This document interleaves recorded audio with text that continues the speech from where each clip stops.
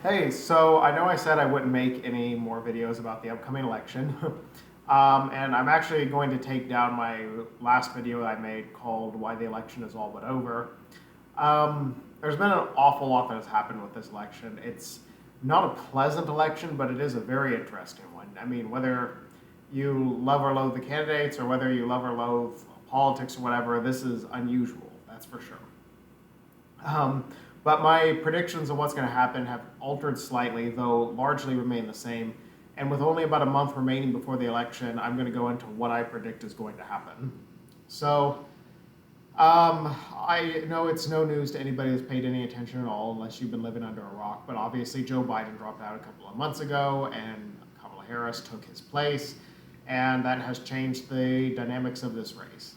Um, Alan Lichtman's election model is what I consider probably the best. He's a professor of history, and it's been right all except for the 2000 election, for like all the elections going back to the 80s, I think. And he at first was giving Biden the edge, and he still gives Kamala Harris the edge. However, that out of his 13 keys, it is narrowed now to only being 7 of the 6 in Kamala Harris's favor, which is well within the margin of error. And he has been wrong on his own keys before. And to be honest, this is a guy who wrote a book mostly just devoted to slurring Trump. And it's fair to say his bias might be slightly clouding in this case his judgment. Um, so honestly, while I normally would pay more attention to his model, and I do think that the fact that he shows that does predict one thing, the fact that it's 7-6, that this won't be a blowout election. I mean that anybody who pays any attention at all to this knows about this election. If Trump wins, it's going to be just by at most 1 to 3 swing states within 1% 2% type of victory, maybe even less, like a few thousand votes or something. This will be very similar to like 2004, I predict, or 2000, where it's going to come down to 1 maybe 2 states that are swing states. And in this case, that'll probably be Wisconsin and Pennsylvania, and I'll go into that in just a moment. But first, the kind of the main purpose of this video, what the entering of Kamala Harris as the candidate and the removal of Joe Biden means for this race. Now, I have nothing against Kamala Harris. Honestly, I think it was good that Joe Biden dropped out, and I don't mean that as like good like for Republicans or good for Democrats. I mean it's just good for the world in general. I mean and good for Joe Biden. I mean he was not in good health mentally or physically, and it was not doing anyone any favors for him to stay in office for another 4 years. And if Trump wins, again, I lean a little bit left, but honestly, I'm on social issues left leaning, on fiscal issues right leaning, and kind of center left on foreign policy issues. So I'm not overwhelmingly in love with either side. But the country will be fine with 4 years of Trump. He's going to do some things I don't like, that's for sure. But he's not going to destroy things. Same with Kamala Harris. However, I think it is good overall that we're moving on. But I'm not enthralled at all in the way that Democrats replaced Biden. And I don't mean necessarily because I hate Kamala Harris, but I do absolutely hate the way Kamala Harris was made the nominee in this election. There was no primary, no open convention, nothing. They just shoved her down the throats of people. And that, if you ask me, is beginning to show in the kind of campaign that she's running. Primaries do sometimes take a little bit away from the candidates, and I think they do sometimes they sometimes weaken them if lots of bad publicity is thrown at them and they have to spend billions and billions of dollars. However, I do think it kind of battle tests them and gets them ready, and I think it kind of lets them know what strategies do and don't work as well, so they can get ready for the main election. And I think the fact that Kamala Harris has not had to run in any primaries here is showing very clearly, because I think she is running a horrible campaign thus far. And what I mean by that is I didn't really have any opinion of Kamala Harris prior to her taking Joe Biden's place, but I really am growing to dislike her the more I see of her. Kamala Harris was never the most likable candidate in the world. I mean, to be fair, I'm not just saying, I know some people probably wanted to instantly levy the finger at me saying I'm a racist white guy who doesn't like her because she's black or Indian or a female, but I didn't love her or loathe her I maybe slightly liked her better than Joe Biden prior to this. I don't know. It's a tough call because I didn't really love either one of them. But and she is smarter than Joe Biden, but that's not saying much again. However, I really have detested every commercial I've seen with her in it. And see, the thing is, I know all commercials are stupid for politics and political ads. However, Trump's commercials don't necessarily make me like him less. They just are dumb, and you just skip through them as quick as you can. Like, the one where even the one where he's pumping his fist after the assassination attempt, saying Trump took a bullet for our country. That one actually comes across as kind of cool, And his no tax on tips commercial, probably just nonsense. He's probably going to not ever do it, but it's catchy. It catches the eye, it catches the ear. I don't know if that's even a good or bad thing. I really don't know what the implications would be of no tax on tips, but it's appealing. It makes you want to think about it. Kamala Harris's commercials are almost always just her pointing the finger and saying, "Now, not later. Now, you've got to donate to me to help me stop Trump." And that's all I see are commercials of her not just begging, but kind of almost half demanding money from the average person, as if the billionaire friends that she's got aren't enough. And then, or this one stupid commercial where she's like, we're doing a raffle giveaway for those of you to play a fun little game where you get to spend the day with me and Tim Walsh if you give us enough money. It's like, oh, joy. That's just what everyone in the world wants to spend with an arrogant, state prosecutor who became the VP via tickling the right, joysticks of all the political elites and the most boring old Midwestern guy in America, Tim Walsh. That's just what everybody dreams of, giving all their money so they can spend an hour or two with you while you condescend to them. I'm sorry, I don't know. I am growing to dislike Kamala Harris more with every passing day, and I don't think she's going to win this election. And that's coming from someone who's probably a little bit more likely to vote for her than vote for Trump. Because I don't know, and I think really what it comes down to partially too is that I don't know if she should have been the nominee, and if she should have been the nominee, she shouldn't have been made the nominee in the way she was. I think there was always just this idea that they were going to shove Kamala Harris in when Biden dropped out, died, or something, and that way, because she checks all the boxes of what the mainstream Democratic Party wants, or I should say the elites of the Democratic Party. She's got the right complexion, she's the right gender, she's a big, a senator from a big state, blue state like California, where she'll rake in lots of money from all of the California donors. I mean, she checks all the boxes of what they want, for a nominee, regardless of whether or not the general public actually wants her as the nominee, and whether or not she even is a good nominee. I mean, of course, I'm not meaning this just to criticize her or say it's all about her race or gender. I don't want to make it about that. What it's more about is just how Democrats just keep selecting these figurehead candidates that are really, in many ways, quite awful, like Biden, Hillary. I mean, going way back, even like Al Gore, John Kerry. I mean, these are some pretty lousy candidates, And in many ways, I think they keep getting worse as time goes on. And also, she was chosen in an extremely undemocratic way by the so-called Democratic Party by not ever letting their actual voters have a say in her election. And if they were paying attention to their party vote, their party base's voting, they would have noticed in the 2020 primary, Kamala Harris did not win a single vote. Or not a single primary, excuse me. She didn't win a single vote either because she didn't actually make it to the primaries. She dropped out way before then. And it's because when she got up on stage, she was not very likable. She's smart and she's composed, but she goes between acting very arrogant and kind of aggressive, and you just kind of get a little bit of an abrasive vibe from her, to suddenly be pivoting to like making those puppy dog eyes, like, oh, I'm so cute. Why is everybody so mean to me? I'm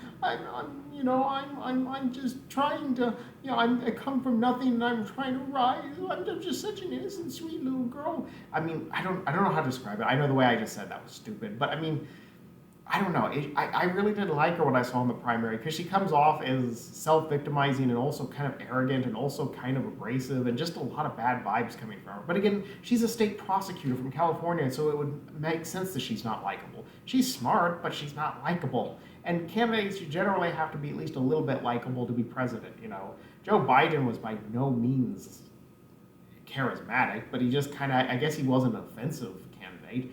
Kamala Harris, the more I see of her, she's not so much offensive, but she's just kind of don't want to support her, And I honestly think she's going to lose. And there's a couple of reasons why, now that I'm done ranting about why I don't like her personally. The reason I think she's going to lose is because, for one, one thing wrong with Lichtman's model, Alan Lichtman's model, is that he's ranked Trump as not being a charismatic candidate. Now, I don't really adore Trump. I think Trump has done some things that are very controversial, and he's to be heavily criticized. But I won't deny he's very charismatic. Okay, he didn't even have to run in this primary. He just crushed his competitors without even trying. He single-handedly caused a riot back in January 20th of 2021 that sacked our Capitol building, the first time since the British in 1812, at least I think. I might be wrong, but I'm pretty smart with history, so I think I'm right on that. Yeah, I mean, he's charismatic, and he's got some people that would literally die for him. They love him so much. Kamala Harris, not so much. In fact, a lot of people just barely even know who she is, other than she was like, they might think she was just someone in Biden's administration, you know. And honestly, I think that will be an advantage to him, his charisma over Harris's relative, you know, not being super well known and relative and, you know, anonymity. However, there's also another advantage Trump has, and that is the electoral math. And this is probably one of the biggest points I'm going to make in the video. Now, I am pretty good with election maps. I've been coloring them in since I was a kid back in 2000, and my predictions are a long ways from perfect. But usually they're a lot better than what you'll encounter 90% of people will say. And for this election, you know, I would say Trump holds the advantage, and in a very close election, the electoral math matters more. Now, an election like 2008, where Obama had a clear and undeniable edge over McCain, it didn't really matter because he was going to win either way, no matter who had the electoral advantage. Just like, you know, in this last with Biden versus Trump, Biden had enough advantages over Trump because of the horrible state of things in 2020 that he was going to probably win no matter who had the electoral map advantage. This election is very close, though. It is down to the wire, and the electoral map will matter hugely. Okay, and I can already tell you a few things about the so-called swing states right now. A lot of them aren't really even going to be swing states. Okay, some swing states you can just write off right now. I can tell you which way they're going with 99% certainty, as far as you can predict into the future. I mean, future is never predictable for certain, but you know, Virginia is going to go blue most likely. Some call it a swing state in this election. Michigan and Nevada are a little less certain. I'd say they lean blue, but I would say at the moment I put them in Kamala Harris's camp. Now, Florida is absolutely going red this election. I don't even know why people are calling it a swing state. It's for Florida to be leaning the percentages it does, considering it's a big state, means that it's not in play. Arizona, the state where I now live in, it's leans red. It's still a swing state, but it leans enough red that it's really not in play in this election anymore. And it's been red. It just barely went blue in the last election. Just because it barely went blue doesn't mean it's going to go that way again. This is a lot different than 2020. And lastly, of course, Georgia and North Carolina. Those are a little bit harder to say for certain, but they both lean in the Trump column, and I would not say that they're very likely to go blue, regardless of what any polls you see tell you. Okay, they both of them, well, actually, no, Georgia went red in 2020. North Carolina, I believe, yes, it did stay blue. It stayed red in 2020, even when Trump had everything going against him. They're very unlikely to go blue in this election. It's not impossible because they're pretty close, but I'd say Trump holds them both narrowly. And then, of course, what that leaves, what this really comes down to is Wisconsin and Pennsylvania.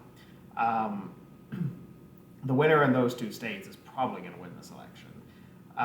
You know, Wisconsin, I think Harris has the tiniest of tiny advantages there, but it is definitely down the middle in Wisconsin. There is no saying for certain which way it's going at the moment.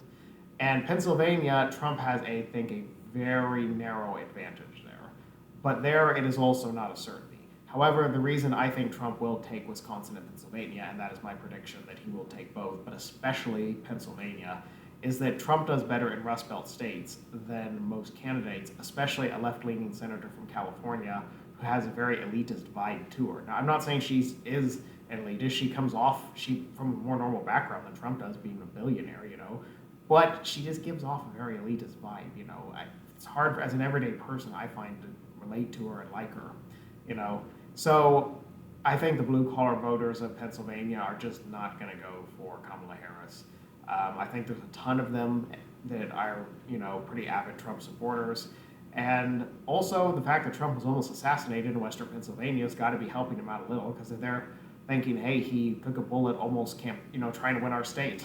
again, I'm not saying this as someone who loves Trump. I'm just saying that's got to help his campaign chances, at least a little, in a very strategic way. And so there's a lot of factors as to why I think Trump holds an advantage. Now, it's not an overwhelming advantage. If something happens that causes this election to go in Harris's favor within the next month or so, I think she very easily could take it back from Trump. But I don't think that's super likely.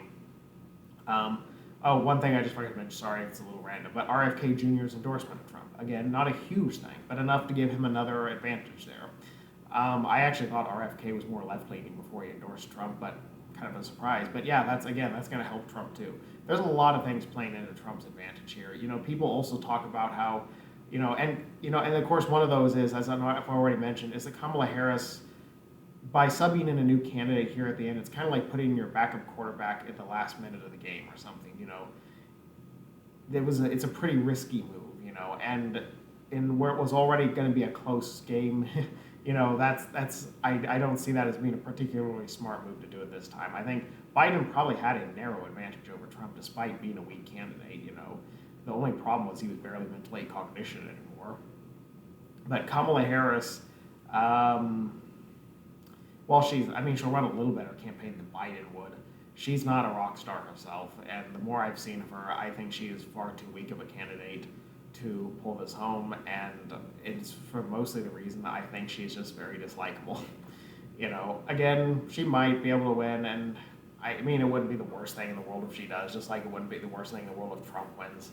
But to some extent, as someone who will probably vote for Kamala, like I've already mentioned, I kind of almost want to see her lose, though, because I don't like when our leaders are selected for us by elites. I don't like it when people who really don't even deserve to be the nominee become the nominee and are then almost kind of shoved down our throats as the president. I didn't like the way Biden became president in 2020. I think he got a lot of help in the primary process. For those of you who think too that it's just because I don't like that she's a woman or not white or whatever. Well, I didn't like how Biden became the nominee either. Okay,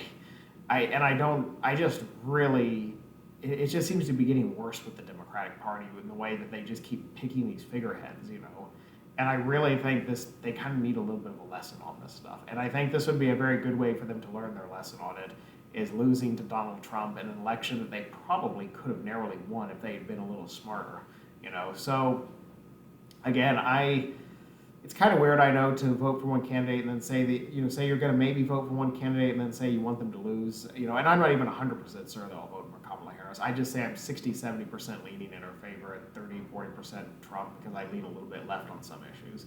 But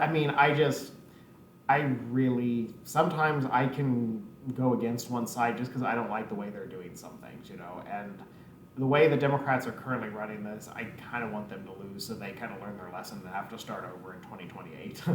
And who knows, maybe Kamala Harris will run again someday and actually be the nominee. But she just shows no signs at the moment of being the right candidate. And I think there's a lot of better candidates out there than her.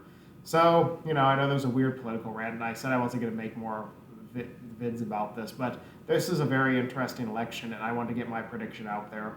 And as I mentioned, as a closing note, my prediction is Trump will win narrowly, with taking Pennsylvania, probably Wisconsin, and holding in other key states like Georgia, Florida, and North Carolina. It won't be much. I predict Kamala Harris will win the popular vote, and it'll be a very close and hotly contested election until the last day. But he has some advantages where it really matters. So, yeah, sorry, my neighbors are yelling about something. I have no clue what. But anyway, it's probably a good place to go ahead and end the video on. As usual, thanks for watching. And in a month, we'll get to see if I'm right or not. Bye.